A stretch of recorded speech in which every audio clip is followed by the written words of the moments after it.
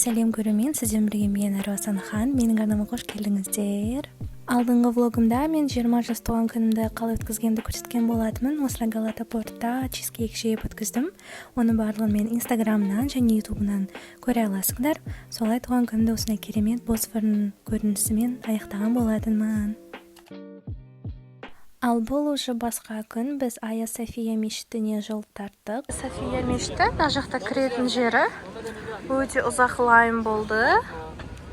Осылай кіреміз. Бұл тарихи мешіт көп жылдарға жөндеу жұмыстарына жабылады деп естіп, сол күні жетіп барған болатынбыз. Осылай шетінен кірдік. Әдемі көрініспен, негізі ұзын кезек болды, бірақ ол тез өтіп кетті.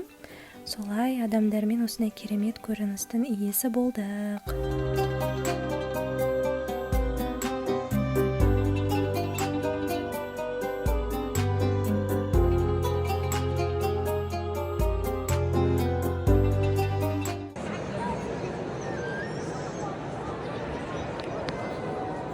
Я вам покажу женскую часть осы Айя Софияның.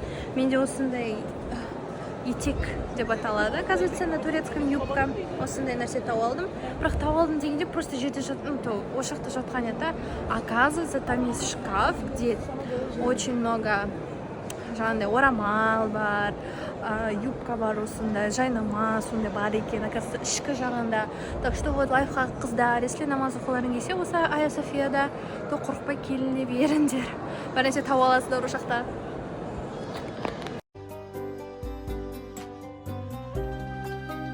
Айя Софияның осындай керемет жазумен керемет көрінісі. Кейіннен біз Галата деген портқа келдік. Осында яхтама, осындай бір нәрсе тоқтайды. Өте заманауи стильде жасалған жер екен, басқа жерлермен айырмашылығы, және атмосферасы бөлек. Бірақ дегенмен осындай керемет көрініске барлық жердегідей ие екен. Әрине әдеттегідей мен ол жақта билеп видеоға түстім. Барлық билегенді Инстаграмнан көр. Бұл таңымды мен ерекше бастадым. Біздің үйіміздің астында осындай орман, әдемі көрініске ие жер бар. Сол жақта таңертең серуендеп қайттым. Кейін осылай тез рум-тур түсірдік. Оны менің арнамнан көре аласың. Ол видео уже шығып қойды. Тезірек көр. Бұл жақта күшті Ортакөй деген локация. Ортакөй деген локация осындай. Мына жақта осындай слайс деп жатырмыз. Қарандар. Takip edelim hemen. Манго алып жатыр, тосын тәте құлпынай алып жатыр. Бізді внезапно жаз басталып кетті. Бүгін қыркүйектің 23-і. Прям ауа райы өте керемет ыстық. Әрине осындай керемет ыстық күнде неге дондырма жемеске. Осындай керемет әдіспен мен зорға дегенде алдым. Наконец-то мен жаңа кісіден мороженое сатып алдым. Алдым қолыма. И вот осындай керемет локация. Мынау бізде Ортакөй. Осындай мешіт бар. Мына жақта мен уже фотоға түсіп, рилс түсірген едім. Сондықтан мені Инстаграмыма тіркеліп кетіңіздер. Сол жақта контент саламын.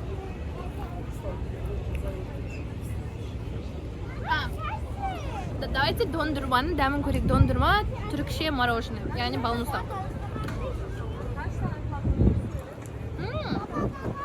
Күшті. Аха, болды. Түспесін ана фонда. Давайте съемем фотоға.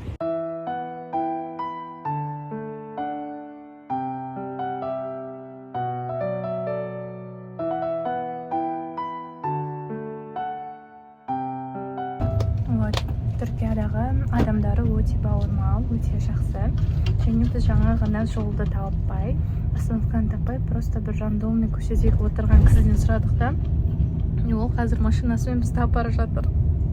Солай жай кездескен адам өзінің көлігімен бізді апарып тастады. Және біз әрең дегенде азиаттық бөлігіне, азиатская частьқа жеттік. Біз қазір Азиядамыз. Қазақстанға жақынбыз. Кейін жолда осындай әдемі тарихи жерге келдік. Бұл кезінде осы Түркия елінің тарихына өз үлесін қосқан революция құрбандарына арналған жер екен. Осындай керемет жерде фотоға түсіп, сосын барып үй таныспа болса іші. Біз келдік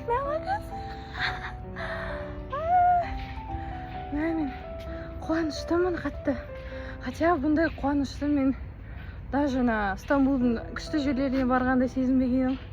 Тут В общем, біз ол жерге кіре алмадық, себебі ол жер бір қандай офис па, бір нәрсе. Сосын ол жабылып кеткен, даже ішінде адам болса да бізге ашпаушы еді, потому что өте кешке бардық. Бірақ зато осылай ұялмай, то есть ұялып, осылай түсірдік. Кешірім сұраймыз осы ғимараттың бастықтары, кешірім сұраймыз, бірақ бізге өте қызық болды. Зато күшті фотоға түсіп қайттым. мынау үй вроде анау кейін рыжий қызы тұратын үй бар емес па, сосын Неджелан алып келеді ғой қасына. Анауысы көршілердің үйі, анауысы Аристопаттың, то есть Али Риза бейдің үйі. Кейін достар, біз 2 қабатты әлеуметтік кәдімгі транспортқа, автобусқа отырдық. Вообще таң қалдық. Және 2-ші этажында осындай ашық терезе бар, яғни ол жүргізушінің үстіңгі несі ойбай қарандырып қаладым. В общем, күшті нәрсе екен.